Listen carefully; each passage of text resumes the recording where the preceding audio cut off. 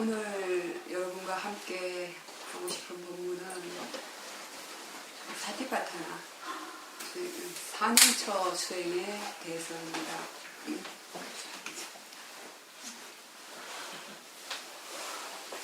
부처님께서 법을 설하실 때는 크게 두 가지 근기를 고려하셨습니다. 그 첫 번째 근기는 법을 듣고 그 자리에서 바로 깨달을 수 있는 근기. 법을 듣고 그 자리에서 바로 지혜가 생길 수 있는 그런 근기를 위해서 설하신 본문들이 있습니다. 그리고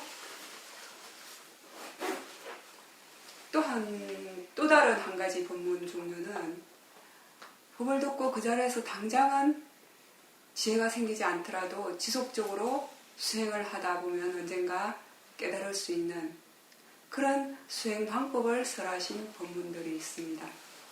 이것은 법을 듣는 사람들의 바람일에 달려 있습니다. 우리는 여기서 어떤 바람일일까요? 이 시대의 수행자들은 사실 그 자리에서 부처님 당시에는 보면은 경전에서 부처님께서 법을 설하시는 동안에 싸도 하면서 그 깨달음을 얻었다는, 많은 분들이 깨달음을 얻었다는 그런 이야기들이 많이 적혀 있습니다. 그렇지만 지금 이 시대에는 그렇게 법을 듣는 그 자리에서 단번에 지혜가 생길 수 있는, 물론 작은 지혜들은 생길 수도 있지만 큰 지혜가 생길 수 있는 그런 바람일이 아주 드물거나 거의 없다고 봐야 한답니다. 이 시대의 수행자의 근기는 그렇답니다. 그렇다면 이 시대의 수행자의 근기는 어떻게 해야 하냐면은 법문을 듣고 오래오래 수행을 지속적으로 해가다 보면은 언젠가 반드시 지혜가 생길 수 있는 그런 바람일이 이 시대에 남아있다고 합니다. 그래서 이렇게 법을 듣고 오랫동안 지속적으로 실천하고 수행해 나갈 수 있는 그런 법문의 대표적인 것이 바로 사티파타나 수다, 그 대념처경입니다. 이 영처경은 그 티가니까야에도 속해 있고 마지마니까야에도 속해 있습니다. 제가 첫날 그 해드린 본문에서 경전을 편찬할 때 몇 가지 종류로 구분했다는 말씀을 드렸습니다. 그 중에서 이제 디가니까야는 길이가 긴 경전만 모아서 묶은 경전이 디가니까야입니다. 그리고 이제 중간 길이를 모은 경들을 모은 것이 마지마니까야입니다. 근데 이제 빨리어는 언어만 존재했고 문자가 존재하지 않았습니다. 왜냐하면 이제 부처님께서는 그 당시에 문자가 있었던 귀족들의 언어를 사용하시지 않으셨어요. 일반 서민들 누구라도 다 알아듣고 근기가 성숙하고 지혜가 있는 분들은 깨달음의 지혜를 얻을 수 있도록 모든 사람들이 실질적으로 서민들이 많이 사용하는 그런 빨리어를 사용하셨습니다. 그래서 빨리어는 문자가 없었어요.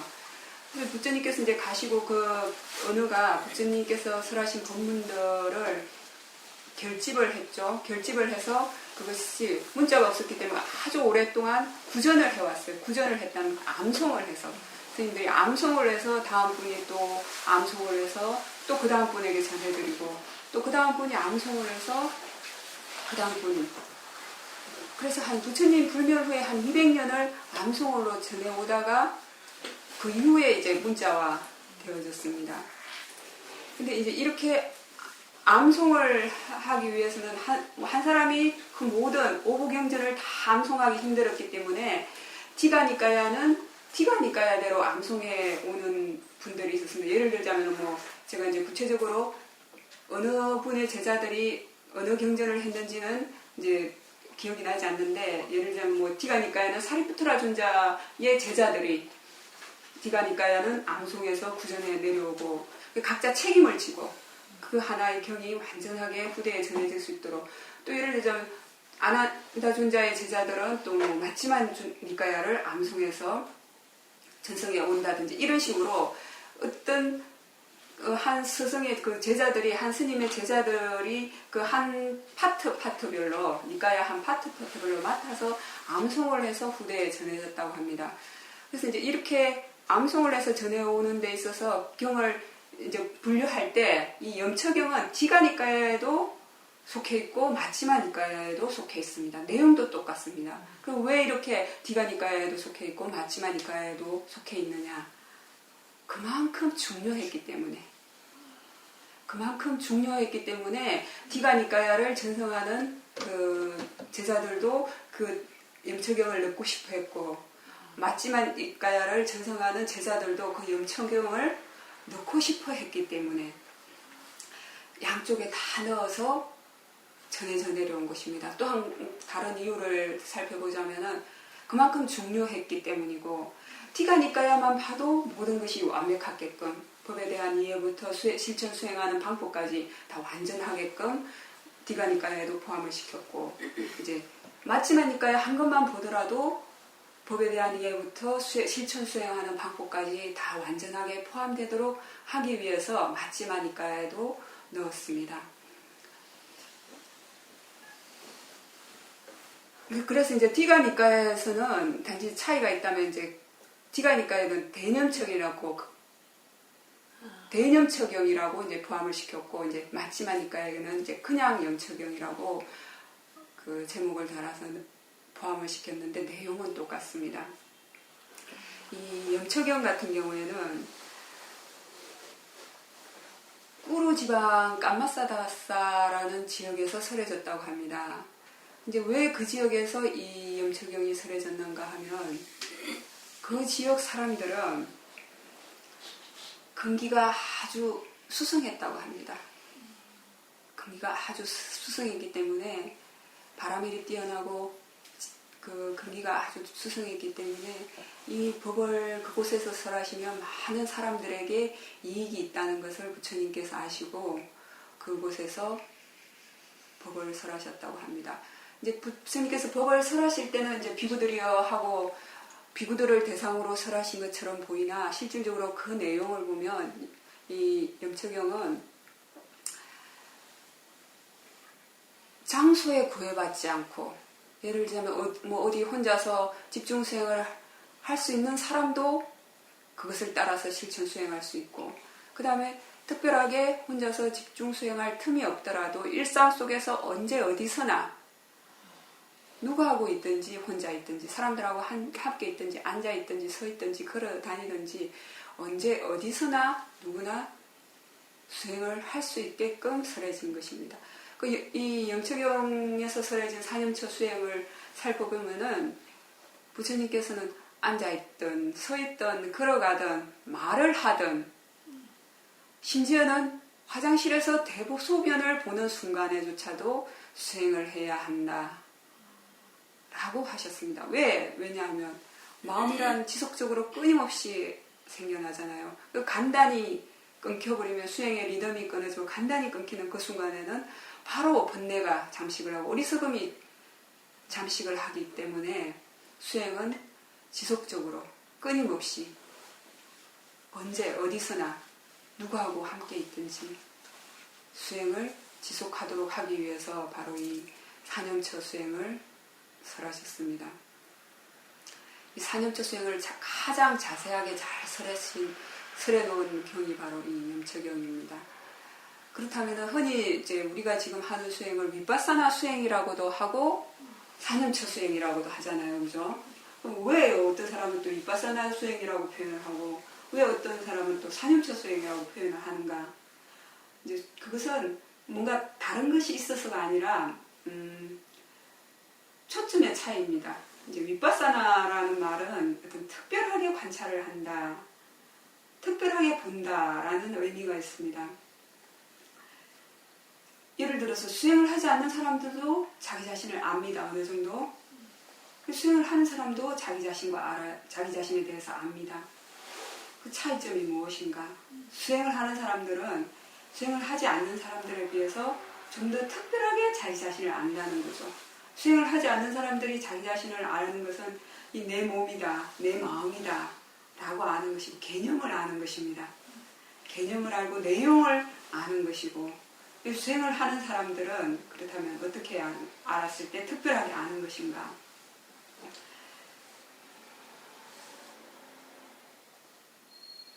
대상을 대상이라고 알고 항상하지 않은 성품이라고 알고 즐길 것이 아니라 두카하지 고라고 알고 나라는 것이 아니라 자연적인 성품 무아의 이치라고 아는 것이 바로 특별하게 아는 것입니다. 특별하게 보는 것입니다. 이렇게 지혜로서 특별하게 관찰하는 것이 바로 윗바사나 수행입니다.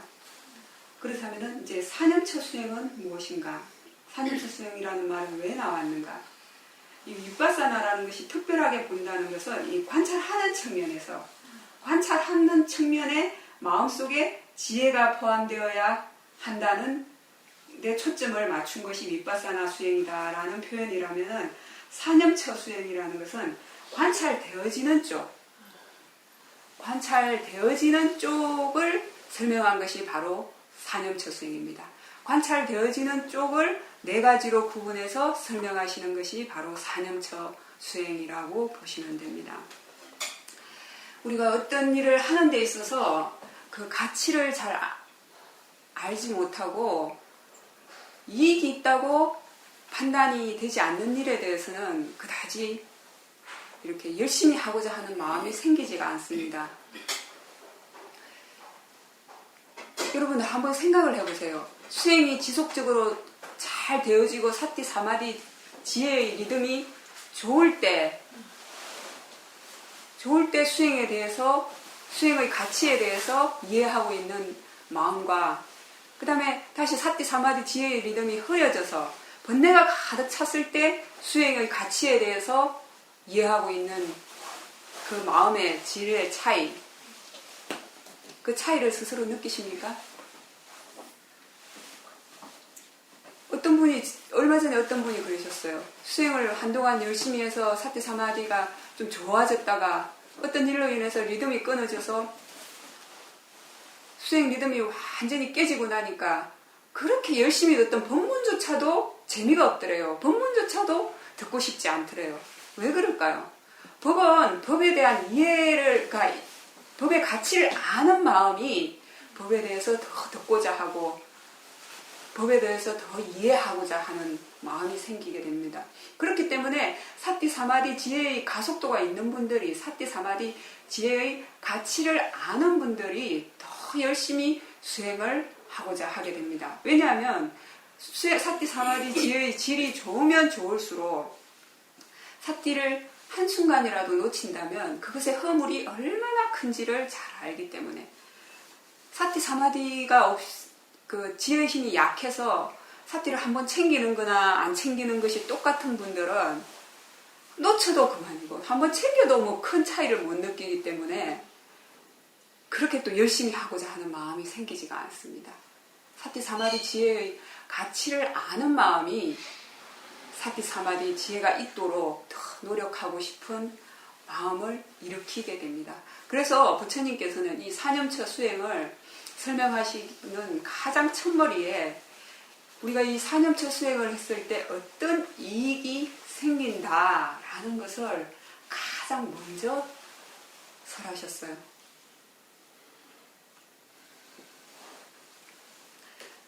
그렇다면 어떻게 이 4년처 수행을 했을 때 무슨 이익이 생기는가? 이렇게 말씀을 하셨습니다. 부처님께서는 이 길은 유일한 길이다. 유일한 길. 오직 하나의 길이다. 다른 방법이 없다.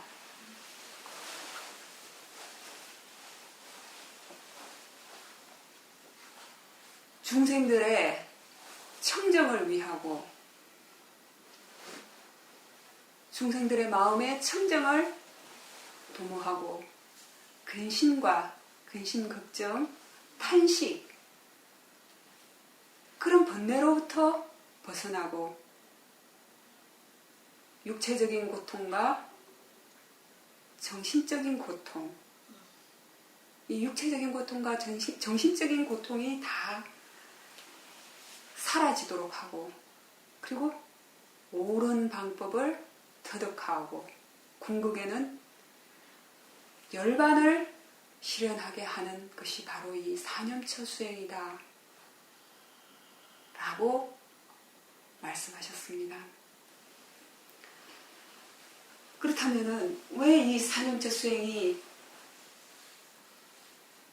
마음의 청정을 위하고 근심과 탄식으로부터 벗어나고 육체적인 고통과 정신적인 고통으로부터 벗어나게 되고, 어떻게 했을 때 이것이 옳은 방법이고,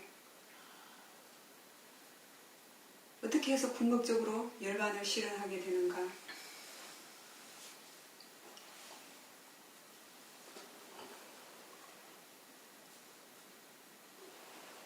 자, 우리가 이게 몸에 고통이 있을 때,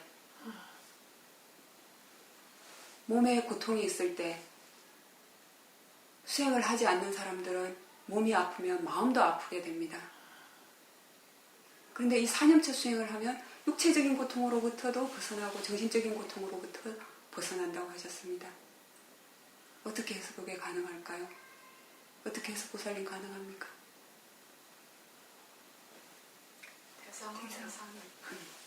수행을 하지 않는 사람들은 육체적인 고통이 있으면 그 느낌을 느끼게 됩니다. 고통을 느끼게 됩니다. 그 고통의 내용을 보고 그 느낌을 느끼게 됩니다. 느끼게 되면 괴롭다고 하는 생각이 따라오게 됩니다. 그 괴롭다는 생각을 속에 빠져있게 됩니다. 그렇기 때문에 몸이 아프면 마음도 같이 고통을 당하게 됩니다. 수행자는 이 몸에서 일어나는 불쾌한 느낌들을 어떻게 알아차리나요? 느낌으로 알고 대상으로 알아차리기 때문에, 몸에서 어떤 느낌이 있다 하더라도 마음은 고통스럽지 않게 됩니다. 느낌을 하고 이해하게 되면은 좋은 느낌, 나쁜 느낌들이 없어집니다. 근심, 걱정, 탄식 다 마찬가지입니다. 그래서 그 옳은 방법을 터득한다는 것은 번뇌를 일으키게 하는 길이 아닌 번뇌로부터 벗어나는 길을 바르게 터득한다는 것입니다. 이 사념처 수행을 하게 되면 바로 이렇게 번뇌로부터 벗어나고 고통으로부터 벗어나는 옳은 방법을 실현하게 되고 이해하게 돼서 터득하게 되어서 궁극적으로는 열반에 이르게 된다 라고 하셨습니다. 그럼 이 열반은 무엇인가? 이 출세간의 열반이 아직 무엇인지 말로 실감이 나지 않을 때는 일단은 그것은 제외하고 이 세간에서의 이 가치를 먼저 이해하고 실천하는 것이 좋습니다. 그렇다면 언젠가는 부처님께서 그러한 것이 있다라고 하셨습니다. 세우민 큰사야도께서는 이렇게 말씀하셨습니다. 출세간의 열반을 이해하기 이전에 이 세간에서의 순간순간의 열반을 경험해야 된다. 출세간의 사성제를 이해하기 전에 이 세간에서의 사성제를 순간순간 이해해야 한다 라고 하셨습니다. 감히 무엇인지 상상도 되어지지 않고 추측도 되어지지 않는 출세간의 열반에 대한 것은 잠시 접어두고라도 이 세간에서 여러분들에게 지금 당장 실천하면 지금 당장 실천되어지는 만큼, 지금 당장 이해하면 이해되어지는 만큼 자신에게 이익이 있는 수행을 지속하다 보면 궁극적으로 부처님께서 말씀하신 열반이 무엇인가에 대해서도 우리는 이해하게 될 것입니다. 아까 그렇다면 사념처 수행이라는 것은 관찰되어지는 쪽, 대상 쪽에 대한 설명이라고 말씀을 드렸습니다. 이 관찰되어지는 쪽, 이 대상 쪽을 부처님께서는 4가지로 구분을 해서 설명을 하셨습니다. 대상 쪽 네 가지, 사념처 네 가지가 무엇입니까? 신수신법. 네, 신수신법. 이제 몸신자, 느낄 숫자. 한자, 우리말은 어쩔 수 없이 우리말이 사용되기 이전에 한자어를 먼저 사용했고, 또 경전이 중국을 통해서 한자어를 번역을 해서 우리말로 먼저 사용을 했기 때문에 참 불가분의 관계이긴 합니다. 사용을 안 할 수도 없지만 저는 볼 때마다 못마땅한 것이 참 많아요.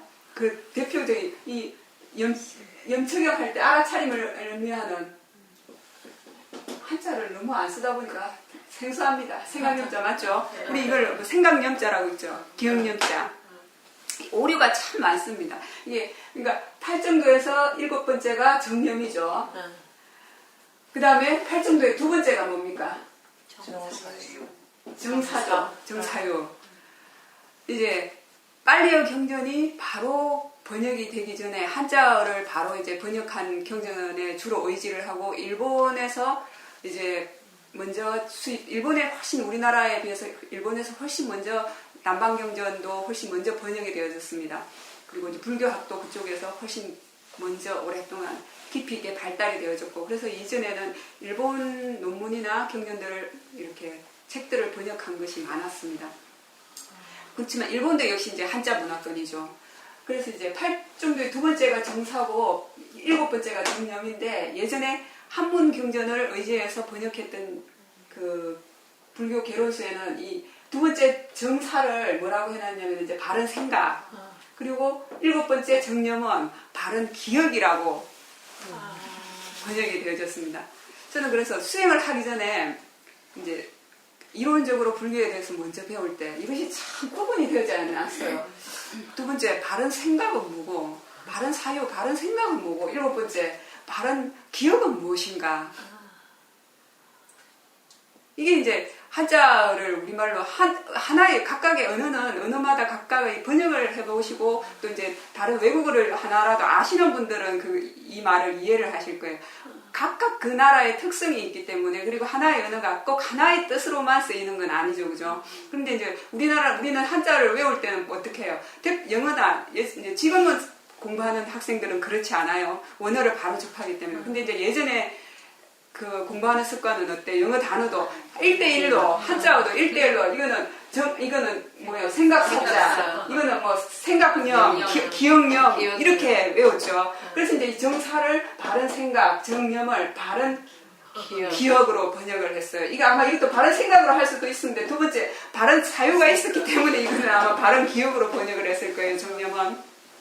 근데 한안사전 가서 한번 찾아보세요. 5편을 찾아보면은 이 정념에는 다른 단어들도 다 마찬가지지만 정념 하나도 뜻이 아주 많아요. 뜻이 아주 많은데 보편적으로 생각, 뭐 기억 이런 뜻도 있지만 또 무슨 뜻이냐면은 잊지 않는다, 알아차린다 하는 의미가 기억염자, 생각염자 속에는 들어있는 거예요. 그래서 중국 사람들은 이것을 8정도의 바른 알아차림, 삼마사띠를 정념이라고 번역을 했던 거예요. 그런데 이제 우리는 중국 사람들이 아니니까 이제 한자가 역시 우리에게는 이제 익숙하긴 하지만 외국어는 외국어이죠. 1대1로 외우다 보니까 생각념, 기억념 하니까 이거를 예전에 분들은 바른 기억으로, 물론 이제 바른 기억하면은 이제 사띠의 의미 중에 바른 대상을 잊지 않고 기억한다라는 의미가 있기 때문에 그런 의미가 이제 조금은 포함될 수는 있어요.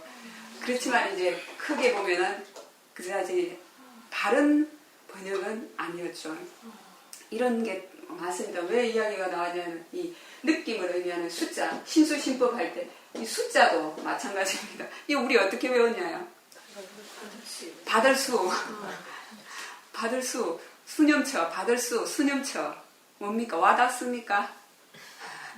우리는 이걸 받을 숫자라고 해야지만 마찬가지로 중국 사람들은 느끼는 것. 느끼는 것. 즐겁다고 느끼고 괴롭다고 느끼고 즐겁지도 괴롭지도 않은 그런 느끼는 것의 의미도 이 숫자를 사용하는 거예요. 받을 숫자를. 꼭 받을 숫자로만 또 사용을 하는 게 아니고. 그래서 이제 또 수념처, 외다나죠. 수념처의 그 원어가 빨리 원어가 이제 외다나인데, 이 외다나를 이제 보통 우리말로는 또 느낌이라고 이제 많이 번역을 해놨어요. 근데 사실 전 느낌도 이제 그다지 흔쾌하지가 않아요. 왜 느낌 하면은 보편적으로 많은 분들이 생각하기에 뭐냐면 몸의 감각, 와닿았을 때 이 감각을 느낌이라고 생각해서 실제로 꽤 많은 분들이 지금은 이제 또 많이 바뀌었겠지만 예전에 보면 꽤 많은 분들이 몸의 감각을 관찰하시면서 이제 수념처,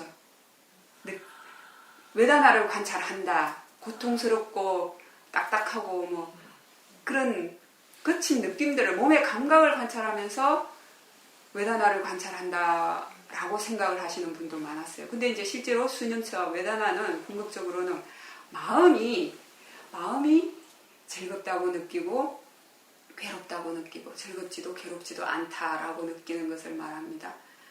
저는 그래서 이제 느낌이라는 것보다도 느끼는 것이라고 차라리 표현을 하고 싶어요. 그렇지만 이제 보편적으로 사람들에게 통용되는 것이 느낌이라고 이제 외다나를 사용하기 때문에 이제 느낌이라는 표현을 사용을 하겠습니다. 사념처의 첫 번째가 몸신자, 신념처. 이것도 사실 오해의 여지가 많아요. 어쩔 수 없고 우리나라는 이제 우리나라 말로 또 번역을 하면은 또 몸에 대한 관찰이 되겠죠. 이제 그러면 이 신념처의 신이 몸의 그 빨리의 원어가 까야인데 그 의미는 우리가 이제 몸에 대한 관찰하면 이 육체적인 이 몸을 사람들이 이제 보편적으로 생각을 하는데 이 몸이 아니라 그 의미는 이렇게 어떤 모여 있는 것. 그런 것을 의미한다고 합니다. 어떤 형성되어서 모여 있는 것 그런 것을 의미하고 이제 수는 외다나 느껴지는 것 마음이 즐겁다 괴롭다 즐겁지도 괴롭지도 않다라는 것이 이제 수념처이고 그렇게 구분을 하시면 되겠습니다. 그러면 이제 수념처는 안입이 설신의를 얘기한다고 할 수 있나요? 안입이 설신의 자체에 다 수념처가 작용할 수 있습니다. 생각을 해보십시오. 안입이 설신은 눈, 귀, 코, 혀, 몸, 마음이잖아요. 예. 눈에서 사물을 볼 때 어떻게 해요? 좋다 싫다 안 일어나 즐겁다 괴롭다 안 일어납니까? 일어나죠.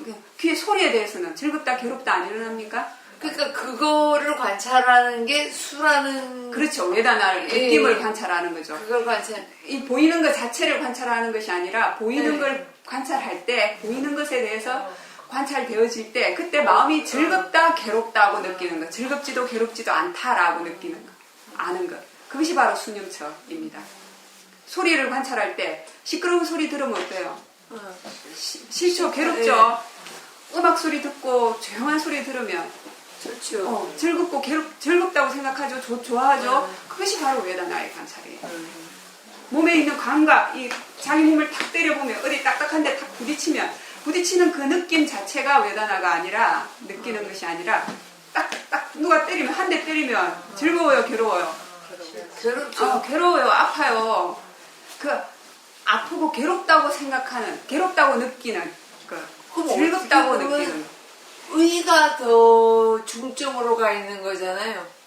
의가 중점으로 가는 게 아니라 사실은 이제 부처님께서 그 의미상으로 신수, 신법을 구분해 놓으셨지만 우리가 직접적으로 수행을 하면서 관찰할 때는 신념처다, 신념처 따로, 수념처 따로, 신념처 따로, 법념처 따로 딱딱 구분해서 관찰되어지지는 않습니다. 약간 서로 상관관계가 있게 되어 있어요. 상관관계가 있기 때문에 자신의 지혜의 정도에 따라서 사띠의 힘과 지혜의 정도에 따라서 서로 연결되어져서 관찰되어지게 됩니다. 수행을 직접적으로 하실 때는. 그렇지만 이제 원리적으로 구분해서 설명하자면 이렇게 구분되어진다.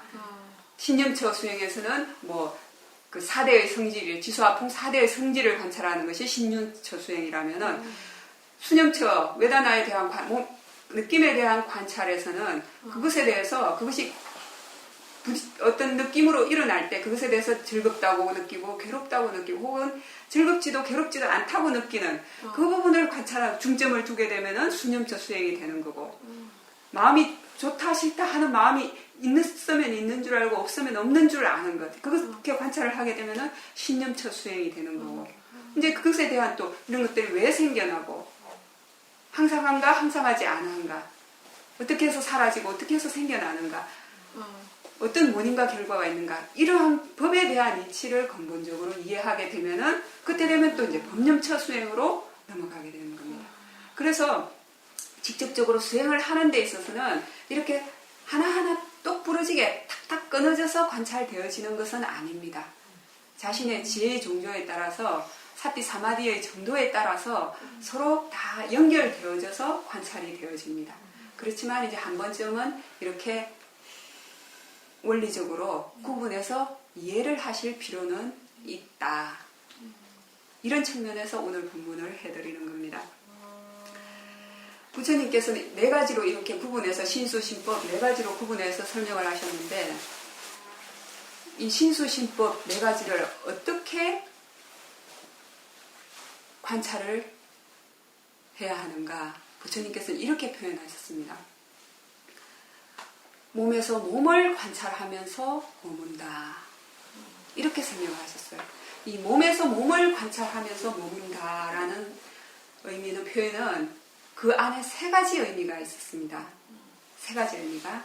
첫 번째로는 몸에서 몸을 관찰한다는 것은 바로 몸이라는 대상을 관찰한다 라는 의미로 이해하셔야 됩니다. 또 다른 두 번째 의미는 몸과 관련된 대상을 관찰한다 라는 뜻입니다.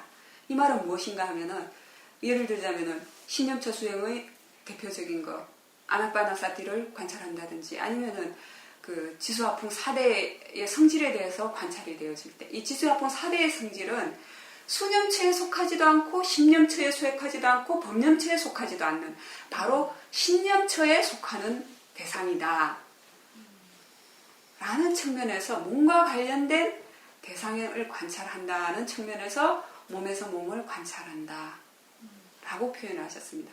마지막으로 세 번째, 이 세 번째 의미가 제가 봤을 때는 가장 중요합니다.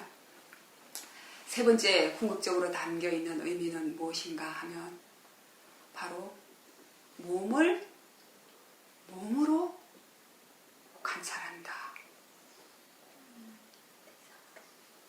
느낌을 단지 느낌으로 관찰한다. 마음을 단지 마음이라고 관찰한다.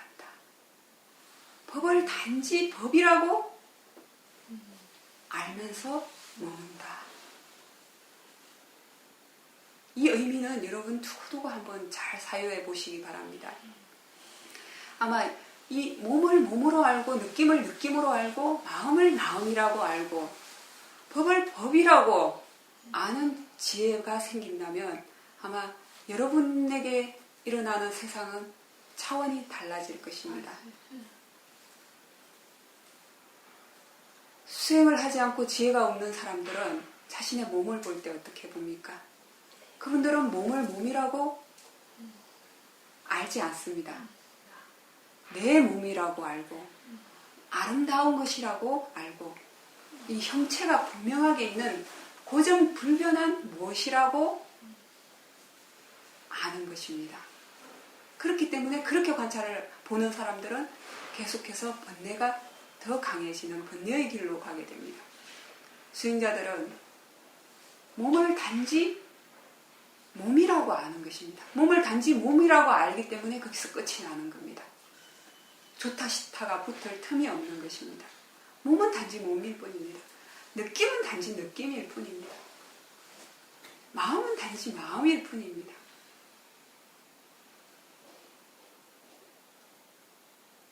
여러분들, 누군가가 여러분에게 비난하는 소리를 했을 때 그 소리를 마음에 품고 있게 되면 어떻게 되냐? 끊임없이 일어나게 되죠. 반복해서. 그 내용을 보면서 밤새 잠을 못 이루는 분도 있습니다. 이것은 뭐냐면 생각을 생각이라고 알지 못하기 때문에, 마음을 마음이라고 이해하지 못하기 때문에 끊임없이 고통을 당하는 것입니다. 마음을 마음이라고 이해하게 되면은 세상이 달라질 것입니다. 그래서 이 몸에서 몸을 관찰하고 느낌에서 느낌을 관찰하고 마음에서 마음을 관찰하고 법에서 법을 관찰한다는 이 속에 담겨있는 세 가지 의미, 이것을 잘 기억해 두시기 바랍니다. 첫 번째, 이 몸이라는 대상을 관찰하고 그리고 이 몸과 관련된 대상을 관찰하고 이 두 가지 의미는 그래도 누구나 쉽게 받아들일 수 있습니다. 이 세 번째 의미, 몸을 몸이라고 관찰하고 느낌을 느낌이라고 관찰하고 마음을 마음이라고 관찰하고 법을 법이라고 관찰하고 아는 이것에 대해서 자신의 수행 체험으로서 분명하게 이해가 되어질 때까지 이 말씀은 두고두고 사유를 해보시기 바랍니다. 이렇게 몸을 몸이라고 관찰하게 될 때 세상에 대한 욕심과 싫어하는 마음을 버리면서 근면하게 분명히 알고 알아차리는 자가 되어서 머물 수 있다 라고 부처님께서는 말씀을 하셨습니다. 어떻게 해서 그렇다면 몸을 몸이라고 관찰을 했을 때 세상에 대한 욕심과 싫어하는 마음을 버리면서 근면하게 분명히 알고 알아차리는 사람이 되어서 머무는가? 몸을 몸이라고 알지 못하면 그 내용을 보기 때문에 좋다 싫다 갈망하는 마음이 생기든지 아니면 싫어하는 마음이 생기게 됩니다. 몸을 몸이라고 안다는 것은 바로 대상을 대상이라고 안다는 뜻과 같습니다. 세상에 대해서 욕심과 싫어하는 마음을 버린다는 뜻은 달리 표현하면은 대상에 대한 욕심과 대상에 대해서 좋다 싫다 하는 마음을 버리는 것과 마찬가지입니다. 몸을 몸이라고 알게 될 때 대상에 대해서 좋다 싫다 하는 분별이 생기지 않는다는 뜻입니다. 몸을 몸이라고 알게 될 때 대상을 대상이라고 알게 되는 것입니다. 알아차려지는 것이 알아차려지는 것일 뿐입니다. 그렇게 이해하게 된다면 대상에 대해서 좋다 싫다 하는 마음이 일어나지 않게 됩니다. 그것은 번뇌를 더 키우는 길입니까? 번뇌로부터 벗어나는 길입니까? 그 순간 그렇게 몸을 단지 몸이라고 아는 그 순간 대상을 단지 대상이라고 아는 그 순간 그 한순간 바로 우리는 번뇌에서 벗어난 것입니다. 세상에 대한 욕심도 버려진 것입니다. 대상에 대한 싫어하는 마음도 버려진 것입니다. 여기서 근면하게 라는 말은 무엇이냐? 바로 팔정도의 바른 노력을 말합니다. 팔정도의 바른 노력이 무엇입니까?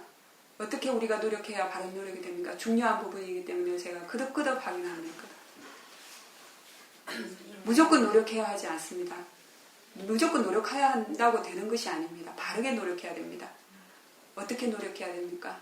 일어난 번뇌는 예, 만약에 이미 일어났다면 이미 일어난 번뇌는 내려놓기 위해서 노력을 해야 됩니다. 어떻게 내려놓을 수 있습니까? 이미 일어난 번뇌를 예, 대상을 대상이라고 몸을 몸이라고 느낌을 느낌이라고 마음을 마음이라고 이해하게 되면 그 순간 번뇌를 내려놓게 됩니다.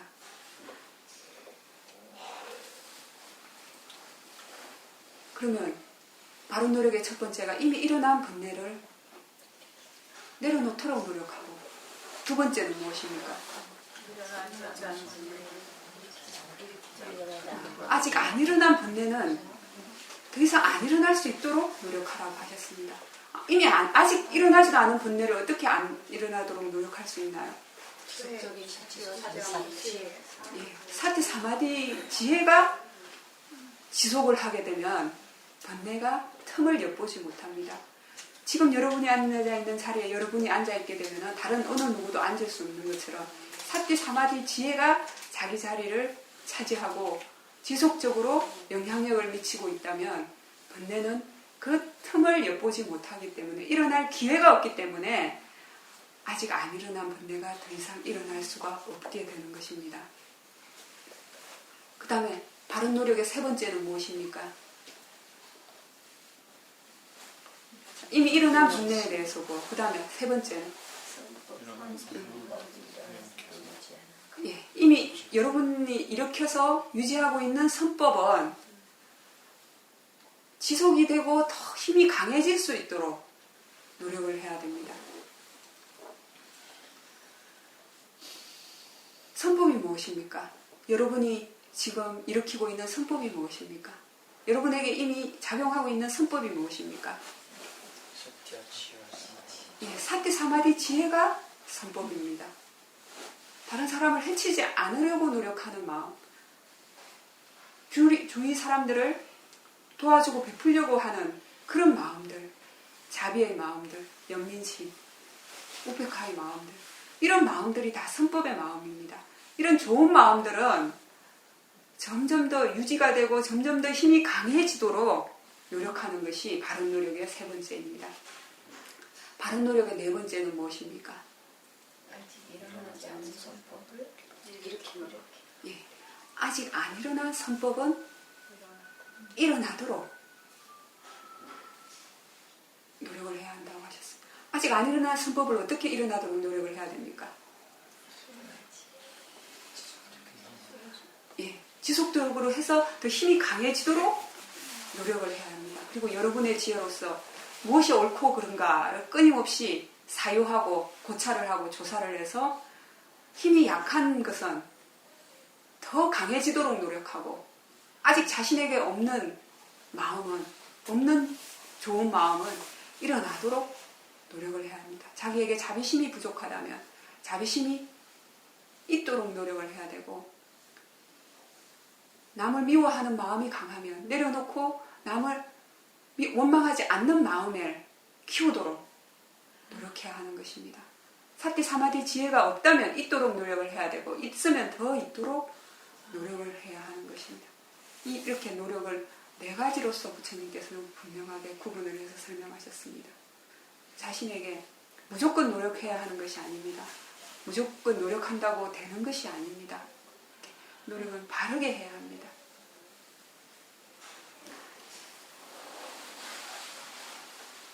이렇게 한번 여러분이 바른 견해를 가지고 알아차림할 때 그 순간에 여러분은 대상에 대한, 세상에 대한 욕심을 내려놓는 것이고, 싫어하는 마음을 내려놓는 것이고, 바르게 지속적으로 노력하는 것이 되고, 그 다음에 분명히 아는 것이 된다고 하셨습니다. 이 분명히 안다라는 의미를 또 잘 사유해 보실 필요가 있습니다. 부처님께서는 이 사념특 수행을 설명하실 때 사띠 하나만을 말씀하시지 않으셨습니다. 항상 늘 사띠와 삼빠자냐라는 개념을 함께 말씀하셨습니다. 이 삼빠자냐를 우리말로 번역하면은 분명히 분명히 알다가 됩니다. 이제 초기불전연구원에서는 이것을 이제 예전에는 사띠를 마음챙김이라는 단어를 썼고, 이 삼빠자냐를 알아차림이라는 표현을 썼습니다. 알아차린다는. 근데 이제 실질적으로 알아차린다는 표현은 많은 분들이 그 사띠의 용어 대신에 사용하고 있고 해서, 이제 저도 이제 초기불전연구원에 건의를 하고 또 실질적으로 이제 여러 가지로 그쪽에서도 고민을 하고 있다고 하셨습니다. 다른 용어로. 이제 그래서 초기불전연구원에서 기존에 나온 책들에서는 이 삼빠자냐를 알아차린다라는 의미로 이제 번역이 되었지만, 실질적으로는 이제 알아차린다는 의미는 의도적으로 뭔가를 챙기는 의미이기 때문에 사띠의 의미에 더 가깝습니다. 그리고 이제 그래서 제 개인적인 생각에는 이 분명히 암이라는 의미가 삼빠자냐의 의미로 번역으로 가장 타당하지 않은가 생각합니다. 바른 마음 기울이는 바른 마음, 좋은 마음을 기울인다. 그것은 이제 요니소 마나시카라의 의미가 해당되고, 이 삼빠자냐는 빨리어의 빨리어 사전에 보면은 바르게 안다, 분명하게 안다, 자세하게 안다, 이런 의미로 이제 되어 있습니다. 그래서 바른 암, 분명한 암, 이런 정도로, 자세한 암, 이런 정도로 이해하시면 됩니다. 그래서 항상 사띠가 있게 되면, 그리고 번뇌의 힘이 강하지 않은 한은 사띠가 들어오게 되면 사실은 이 삼파자냐 지혜가 같이 들어오게 됩니다. 정도의 차이는 있는데 이 사띠와 함께 삼파자냐 지혜가 항상 함께 작용을 해야 됩니다. 이 삼파자냐 지혜가 네 가지로 구분이 된다고 설명을 들었습니다. 삼파자냐 지혜의 첫 번째가 무엇입니까? 예. 이익이 있는가 없는가에 대한 판단입니다. 자, 여러분들 이야기를 할 때, 대화를 할 때 사띠가 없는 상태에서 대화를 하게 되면 어떻게 됩니까? 예, 충동적으로 얘기를 하게 됩니다. 물으면 그냥 습관적으로 대답하게 되고 그냥 마음속에서 떠오르는 것에 대해서 이것이 옳은지 그른지 판단할 여력도 없이 그대로 그냥 입 밖으로 표현이 되어집니다. 그렇게 대화하고 그렇게 살고 나면 뒤따라오는 게 뭐죠? 후회. 후회 정도에서 그치면 약하죠. 혹시 큰 실수라도 하게 되면은 자책과 상대편에 또 불쾌감을 주게 되고 번민을 주게 되죠.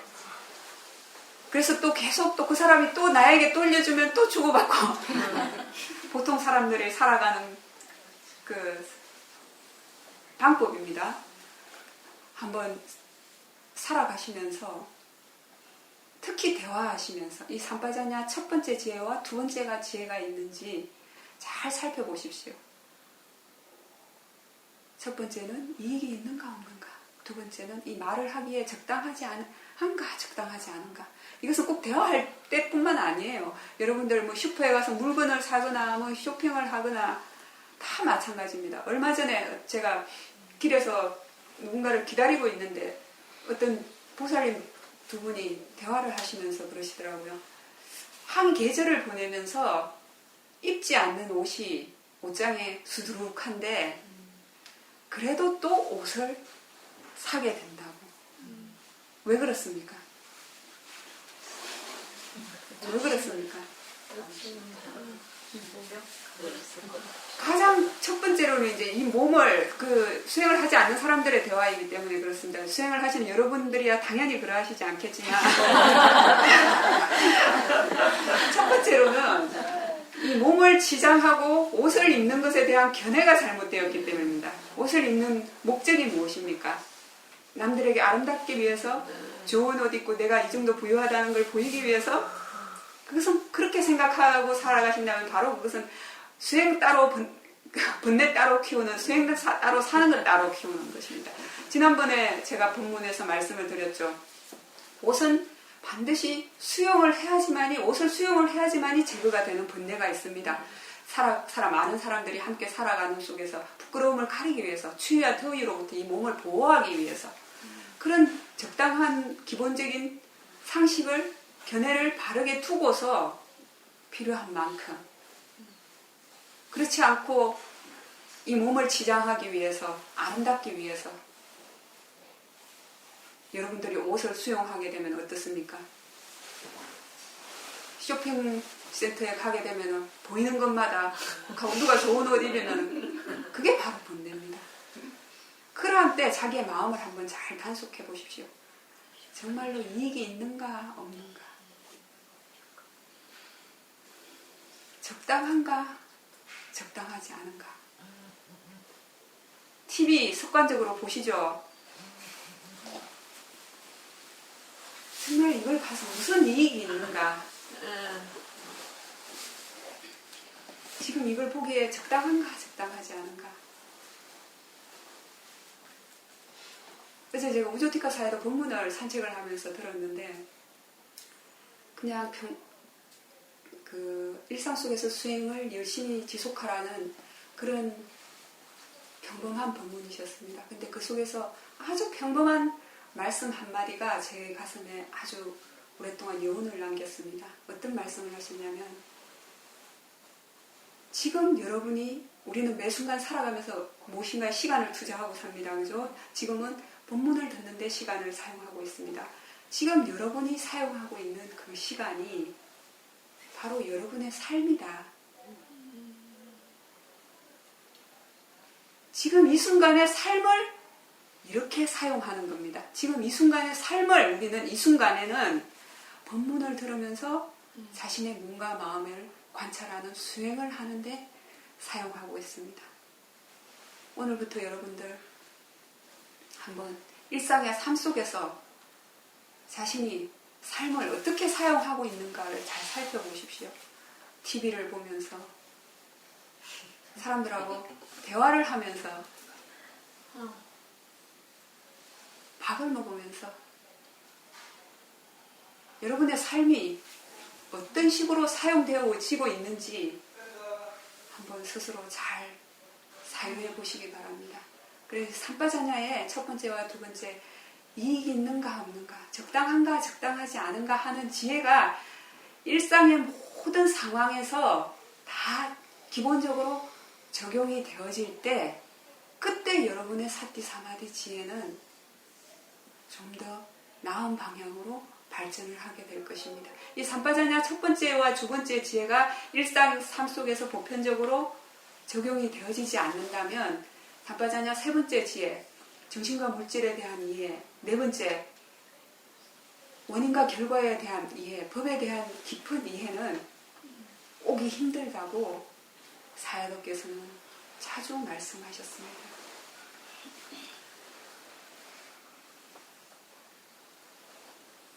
이렇게 우리가 한순간 몸을 몸이라고 관찰하고 느낌을 느낌이라고 관찰하고 마음을 마음이라고 관찰하고 법을 법이라고 알 때 그 순간에 우리는 대상에 대한 세상에 대한 욕심을 내려놓게 되고 싫어하는 마음 또한 내려놓게 되고 분명하게 근면하게 지속적으로 노력하는 게 되고 그 순간에 분명하게 지혜와 함께하는 사띠가 있는 자가 되어서 머무는 그런 수행자가 된다 라고 하셨습니다. 이것이 바로 번뇌로부터 벗어나는 옳은 방법이다 라고 부처님께서 말씀하셨습니다. 간혹 그런 분들이 계셔요. 법이 이렇게 순차적으로 생긴다고 생각을 하는 사람들은 이것 다음에 저것이 생긴다고 생각을 하는 사람들은 윗바사나 수행을 바로 하는 것은 바르지 않다라고 말씀하시는 분들도 있어요. 사마디를 먼저 생기도록 해서 사마디의 힘이 강해진 이후에야 윗바사나 수행을 바르게 관찰할 수 있다 라고 말씀하시는 분들이 있어요. 그렇지만 여기서 한번 잘 사유해 보십시오. 그렇습니까? 지금 이 순간에 그렇지만 그건 있어야 됩니다. 그냥 사띠 하나만으로는 안 됩니다. 사띠와 함께 지혜가 함께 한다면 사띠와 함께 지혜가 함께 한다면 그 순간에 여러분은 세상에 대한 욕심과 싫어하는 마음을 내려놓는 것이 무엇입니까? 세상에 대한 욕심과 싫어하는 마음을 내려놓게 되면 그 순간에 여러분의 마음은 청정하고 고요하게 됩니다. 그것이 사마디 아닙니까? 그렇게 되면 마음이 안정이 될 수밖에 없습니다. 그래서 사마타 수행을 먼저 하지 않고 위파사나 수행만 바로 시작을 하는 것은 잘못되었다라고 말하는 견해는 옳지 않다라고 아셔야 합니다.